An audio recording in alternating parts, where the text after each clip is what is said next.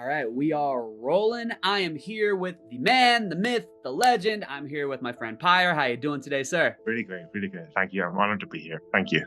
Thank you. Yeah, man, I'm honored to have you on here, and I really mean that because I know you've been a part of this program now for quite some time. Could you just share a little bit about how you ended up finding the program? Well, we take it back to year 2018, actually, quite a long Yeah, time ago. yeah. I remember that was the time around the time I already had kind of realized that, hey, I cannot just quit this behavior. It's not that simple as just, nope, no. That's the way I went, counting days, and I realized that that isn't working at all. So I started becoming frustrated, beat, despaired, and then it was either YouTube or Spotify where I heard about this dude called J.K. Macy. He had this podcast, morning podcast. I started listening, and I thought like, damn, this guy is making a lot of sense. This guy, he's not that usual kind of person who says you have to let go of all your power and blah blah blah, all that religion recovery thing. But what really hit me, what made me respect him really was that he was ruthless about certain things. He just got straight to the point, no BS. I Hmm. remember laughing to some podcast episode, like, damn, this guy is really honest. Yeah. Yeah. And that's really earned my respect. And since that time, I followed, and a few years later, I joined the implementation program. Awesome. I mean, thank you for sharing all that. And it's so funny, like so many guys will listen to the podcast first and end up joining the group from there. Are there any episodes of the podcast or any moments from the podcast that kind of like stick out to you where you heard it and you were just like, okay, no, that actually makes me want to like actually join for myself and see what this is all about. I think the podcast did help, but I think the reason why I joined the program, it was related more to just being tired of being tired. I Mm, remember thinking back in 2021, I've been doing this for 5 years. I'm still struggling with this behavior. I'm still relapsing, still sleeping, no matter what I do. So I kind of felt lost. So what really hit me and made me to decide, okay, I will join this program, partly was that I figured that even if after 5 years I wouldn't have this behavior under my control, one thing I want to know is that I have made progress. yeah. So, if I hear you correctly, you were kind of trying to do things on your own for Oh yeah. 5 years before you ended up joining. Oh yeah. And I love how you said that you were tired of being tired. And Yeah. that I know that anybody who ends up, listening to this or watching this, there comes a point where you have to be tired of your own shit. It's Yeah. like, that something's not working and you need help. So kudos to you for actually taking that step and actually reaching out for help. Yeah. Because you and I both know how common of an issue this is, but Oh you yeah. are among the few that actually put skin in the game and said, Mm. enough is enough. And rather than just thinking about it, you, sir, did something about it. Yeah. Yeah. The ironic thing was when I joined the call, I was still like thinking, I don't know about this. But then I remember one of Reboot's strategies was, I don't remember how exactly it went, but I was, shit, I will just join this damn program. I was like, oh, I would just join. I will just join. Okay. We'll sleep from there. So 2021 rolls around. You've been listening to the podcast for a while, trying things on your own for about 5 years, well, trial and error, some successes, maybe some slips along the way, and then you finally join the program. It's like, all right, welcome, my name's Pyre. And then what was your experience like, or what did it feel like to kind of like be in the group? Well, it was the first time I had joined any of this kind of program, so everything was all, of course, quite overwhelming. Mm, There was this community that asked me to join once a week for the community calls, and there's a lot of things going on, a lot of things to do, a lot of things to learn, to understand. So there was a lot of things going on. So I do remember feeling like, oh, damn, how am I gonna internalize this whole system we're talking about? I know for a fact when I first joined the implementation program myself back in 2020, I literally felt the same exact way. The same exact way, because I had to, oh wow, there's so many modules. Who is this JK person? What the hell's a reboot hero? Like, there's so many Yeah, things, yeah, yeah. it can be overstimulating, but there's so many resources at your Oh yeah, disposal. So yeah. I'm curious, like, what were some of the first tools that you began to implement? Very first tools. I think very first tools, earliest things I remember. Actually, very first routine consisted of the module one's tools, which was the feelings exercise, rational irrational behavior exercise. Though there was like exercise for goals for 3 months, 1 year, and 3 years, right? And that's pretty much the first tools. But the most tools I got to use, I think it was the feelings exercise and rational irrational belief exercise. Yeah. Mhm. So, And are those exercises that you still do to this day? yeah, the feelings exercise has remained for a long time, but the rational irrational belief exercise, I actually just recently got back to using it again because I have been preferring dialogue over it. Okay. I love dialoguing. Could you talk about your Oh, experience with dialoguing for a minute? oh yeah. Well, where should I start? There's so much to cover about Yeah. dialogue. Like the funny thing was I was neglecting dialogue on the expense of rational belief exercise, but then it turned like upside down, the other way around. But like, damn, there's so much to cover about dialoguing, but Yeah. it's a Well, really it's an interesting tool. It's really interesting tool because it makes it in a way. It's not that common that you use your imagination and create this sub personality that is all of a sudden you're an addict and you just talk with it and just kind of trying to figure out its bullshit, and it's trying to kind of like make you confused with its own bullshit. So it's interesting in a way that you can just go on and on and on. It's all vision of your imagination, but still it works. absolutely. Once I started becoming more acclimated with the program and I discovered this dialoguing tool, it's since been my personal favorite tool to use. Oh yeah. Some of like my biggest light bulb moments, it's like, oh wow, that's why I think the way I do. Oh Oh wow, yeah. that's why I act the way you do. I'm curious if you may have had one or two of those light bulb moments while dialoguing with your subpersonalities. Well, now I do know that there have definitely have been those times when I have made some realizations. Now that you ask me that question, I really need to think about time that I would have had, like exact moment when I would have been like, well, yeah, one thing. Actually, now that I think about it, I remember like I was dialogue with my addict. There is the thing that JK teaches in a program is that your feelings have nothing to do with your obligations, right?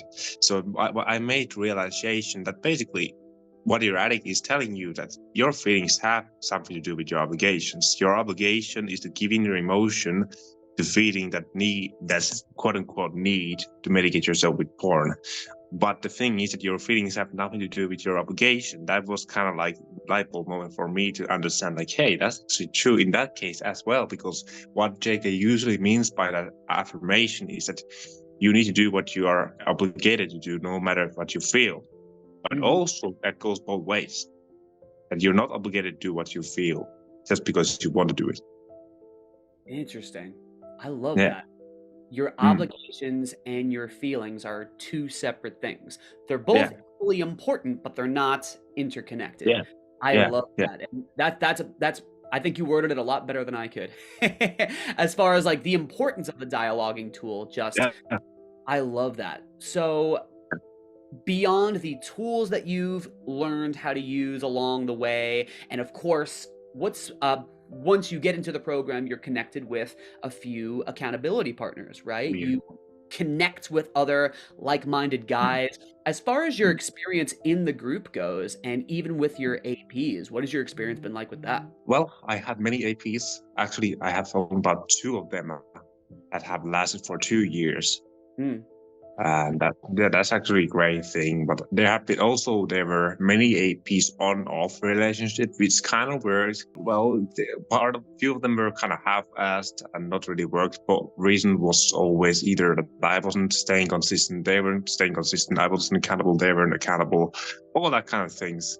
Yeah, I've been there. And just like the module, yeah, like the modules teaches about accountability. Basically, well, yeah, like I said, only 2 of them have lasted, so that tells something that most of them have been, quality hasn't been the best No, with all of them, but I the can only relate. to do 2 of them still have remained. Yeah, I literally have the same 2 accountability partners since 2020. And along the Mm, way, like I've had a few other accountability partners that maybe would have been with me for a season, but maybe we've since kind of gone our separate ways. Everything's cool, but mm, like you said, mm, maybe priorities change, maybe goals mm, change, what have you.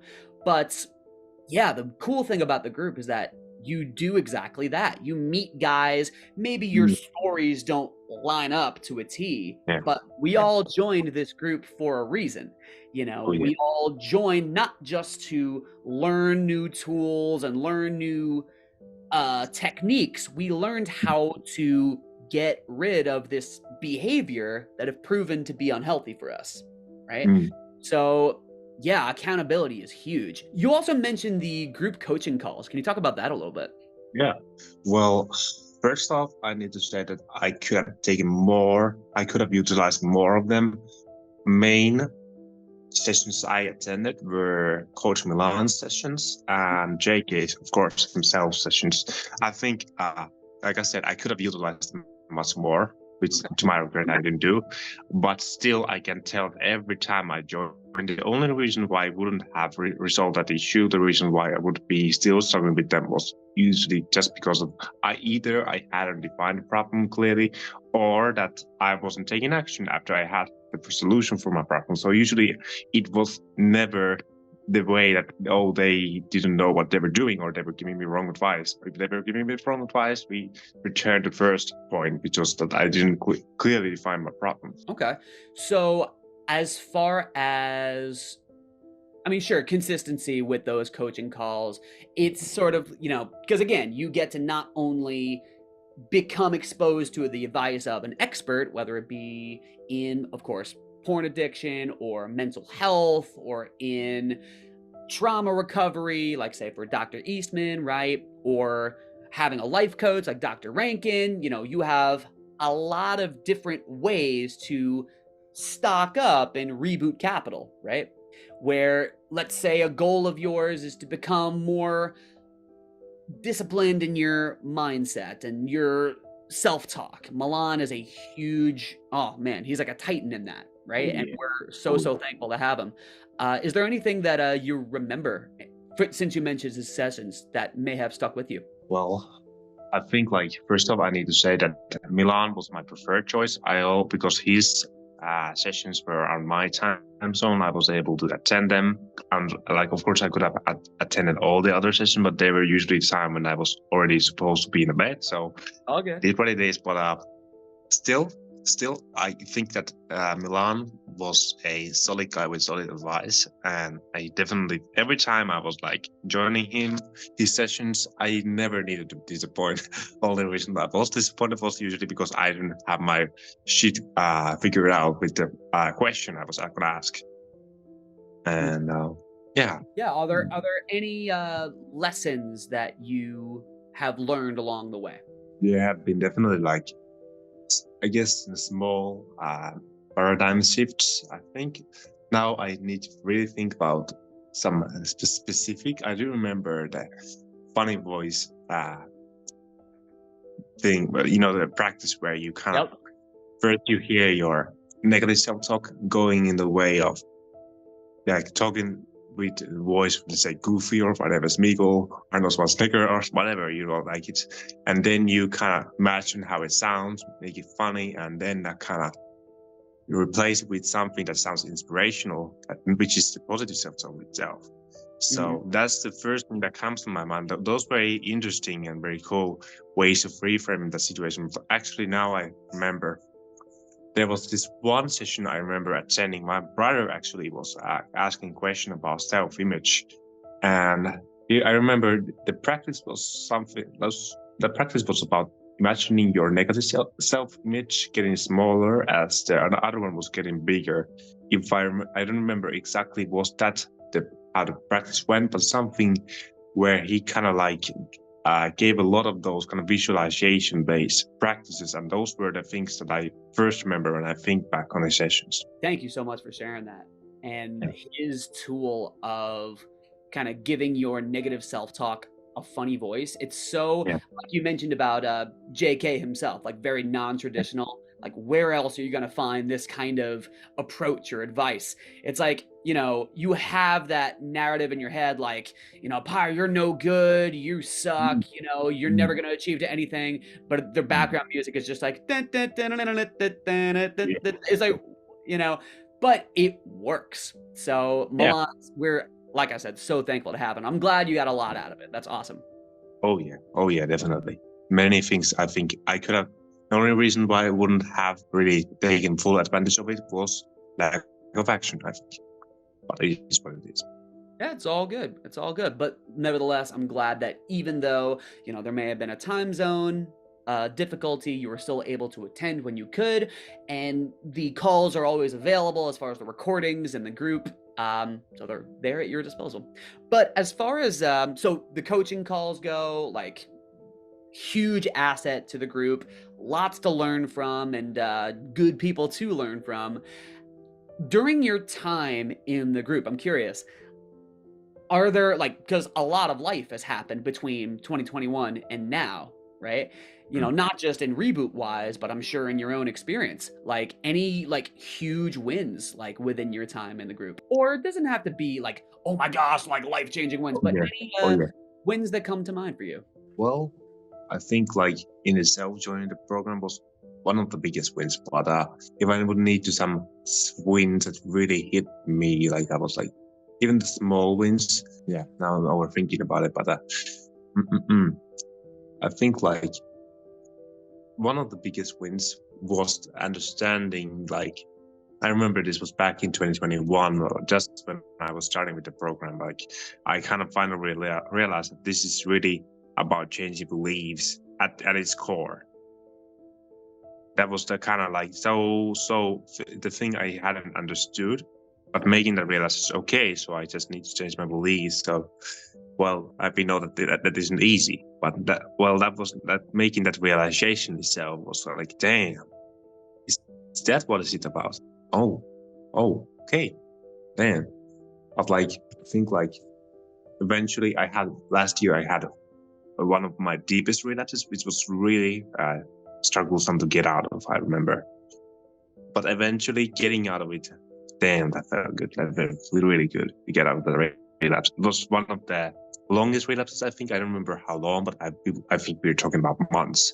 But getting out of that relapse was a really great thing to experience and get out of it, and using the tools, getting back to consistency, because, you know, at first when you get into relapse, all routines or habits at first might fall apart, and then you're kind of you're drifting kind of whatever you feel like at first. So getting out of relapse, getting back to consistency, and using tools, realizing, hey, you can take action, and even no matter how you feel, you can still get out of relapse eventually, as long as you take action. Kind of goes back to what you were saying before, like there's your obligations and there's your feelings.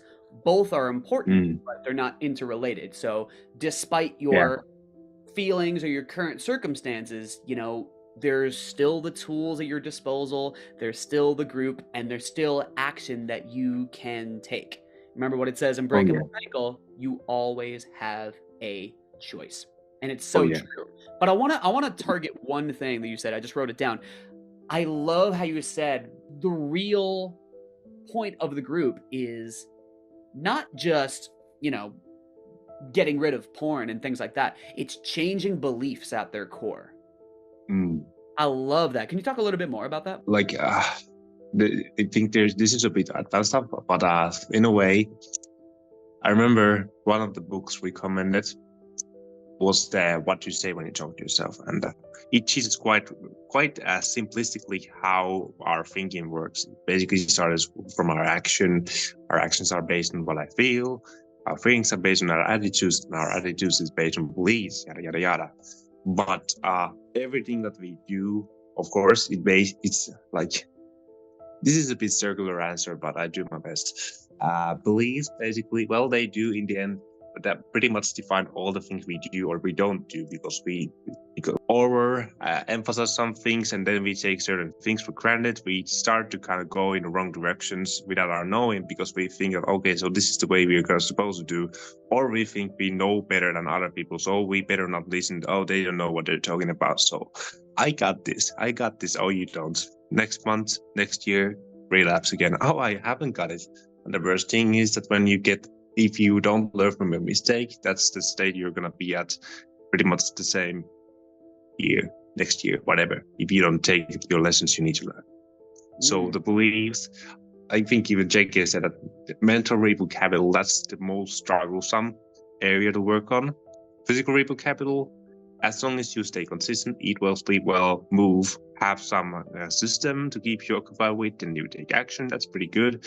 Social skills, a bit more challenging because there's mental reboot capital related, but changing beliefs, damn, like even though I understand the theory, it is there's a lot of work to do. It's not enough that you just write down rational beliefs and you just write the rational. You also need to take action. I think that's the thing that I have been missing with my reboot quite lately because I've been so focused on intellectualizing and, frankly speaking, mentally masturbating. So that has been the thing that's been really kind of taking a hit on my reboot.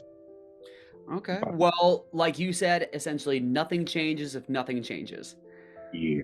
You know, like we can feel what we feel, and the tools are for kind of breaking them down and sitting with them and analyzing them and everything. But once you kind of like settle all that stuff, then there's an action to take. There's always a choice to make. But you mentioned different types of reboot capital. Yeah. You know, you were talking about the physical reboot capital. Like, I mean, I'm curious. We have something like Optimum U, right? Yeah, what Yeah. has been your experience with something like that? Well, I think physical reboot capital and Optimum View actually first time I really put my intention into physical reboot capital. I joined last year, but well, I didn't fully take advantage out of it, so that I wouldn't count that as the first time, the real first time, and I really took advantage out of it for this year around May. And I can say that in about, I would say 3 or 4 weeks, even less so, I started to see clear progress there. And that's the beauty of it. It's that, like, as long as you are systematically and consistently taking action with your physique, pretty quickly you start noticing results. But the danger is if you start falling apart, the results also disappear pretty quick. I mean, I can certainly attest to the fact that you Yeah, have been making results. You've been killing it in that department, man. yeah, yeah. Thank you.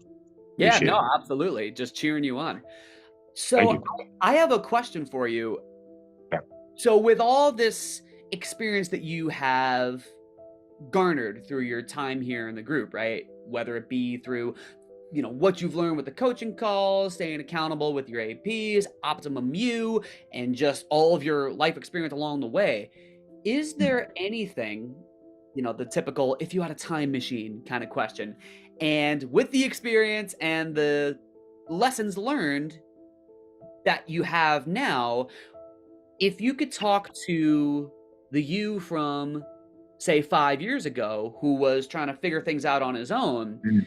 is there any advice or any counsel or anything that you would tell that Pyre? Don't be foolish and therefore try to do it on your own. So And don't try to do it on your own. don't try to do it on your own.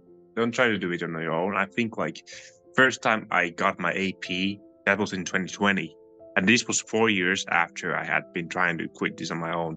I had had certain applications. I had Covenant even before I had my first AP, but it didn't work because I didn't have the AP for that. So Right. that kind of fell apart because I could easily delete it. But well, anyways, that was first thing. Don't try to do it on your own. But let's say 2 years ago, don't overemphasize right information on expense of implementation of the right information. Because I think that's the core issue. The reason why I liked Mental Reboot Capital, because it really appeals to me liking really theoretical stuff. But that's the thing. I'm more of a guy who likes to think about theoretical complex things, but who lacks action. And then when I have this information but I don't take in action, I'm just shooting myself in the leg. Because I'm not fully taking advantage of the information, which is by implementing the right information. Right. The main core issue has been the thing that I was supposed to join the group, which was the implementation, and that's the core issue I was struggling with, to really be honest. Right. I mean, we're called the implementation group for a reason, right? It's not the reboot information group. It's the reboot implementation group, Yeah. But I feel you. And it's so, so important. So good that you said that, for real. Like, information is great, but it's just kind of all for naught if there's no implementation. I think the theme of the conversation so far is action, right? Yeah. You can have all the quote unquote right ideas or right information, but it's sort of like, having like a really nice car, but kind of like letting it sit in the driveway. Yeah. It's just a hunk of metal if you're not driving it. Oh yeah. You know what I mean? So I love that. That's a huge lesson. And that's definitely something I can relate to. A, you don't have to do this by yourself. And B, like you can have all of the right ideas, but it's all for naught if there's no implementation. Action is king. I love how you said that. The third one also is this another obstacle I've been struggling with, I still struggle with. But like the thing is that even JK, I remember him repeatedly saying time and time again that this isn't rocket science. This is really simple. This is really, really, really simple. Like, okay, so you relapsed. So how is your self-care? How were your boundaries? Did you stay accountable? Did you use the tools? So it's really simple. And I have found like every time I get out of relapse, I think for the most part, the reason why I got out of relapse, because when I got to really the basics, I got to the real foundation and stopped BSing myself with the overcomplicating stuff. Yeah. Thank you for sharing that. That's awesome. Yeah. So with all that being said, so since we spoke to young Pyre, let's put ourselves in the shoes of somebody who is just joining the program for the first time. So like you said, there was a lot of information. It was a little overwhelming, totally understandable. But in a similar way, now that you've sort of experienced and learned all that you have during the last few years, what would you say to somebody who might be joining now and might currently be experiencing some of that overwhelm? Guys like you and I that for so long had been trying to figure things out on their own while suffering in silence. What would you say to somebody just trying to join the program now? First, don't be afraid to ask dumb questions. That's important because, well, many times maybe I was thinking like, oh, can I ask that question? What if X, Y, or Z is going to happen and they're going to whatever is your irrational belief. But like, don't be afraid to ask questions. You don't know what they're going to say until you're going to ask. Maybe they will call you out in your overthinking, but hey, then you know, instead of just assuming they're going to do what you think they're going to do. And the second thing, that's, in general, don't be afraid to ask help whenever you're struggling, because I think that was the cornerstone of the group. Like, especially when you are in the relapse, you experience a lot of shame, maybe even self-hatred, but you're not being able to get out of the relapse because reasons, whatever you have. But like, don't be afraid to share with the group, because that will really release you from the shame when you stay accountable. That's the beauty of it. When you share with the group as much as you can, the more you share, the more the brothers can help you, really. The more you share, the more the program is going to help. Yeah, that's not actually my fault. That's actually something Jake is out in the Porn Reboot podcast, but I just wanted to share because it fit there pretty well. But anyways, don't be afraid to ask help. Don't be afraid to ask stupid questions, and don't overthink. Say that last part one more time. Don't overthink. Don't overthink. Because Don't overthink. yeah, and yeah, like what I'm getting at is don't be afraid to make mistakes, because I think for me at least, I can talk from my own experience, the reason why I overthink, because I'm not okay making mistakes. And therefore, why would we then overthink if we already know what we're gonna do? Okay, so I need to do this. Why would I then overthink about it if I'm certain that it will work? Because I'm afraid about the consequences. Oh, what if the wrong options? Blah blah blah blah blah. So Yeah. don't be afraid of making mistakes. I love that. I think that's really, really important too. This is a huge reason why we say things like slips aren't the end of you. Slips are what? Data. Data, right? Mm. Take in the information, dust yourself off, don't beat yourself up, figure out what happened. Okay, where was I at emotionally? Where was I at physically? Did something bother me that day? You just take in the data, and the next time temptation rolls around, apply that data. That's what Yeah. rebooting is. Are we going to be perfect all the time? Maybe not.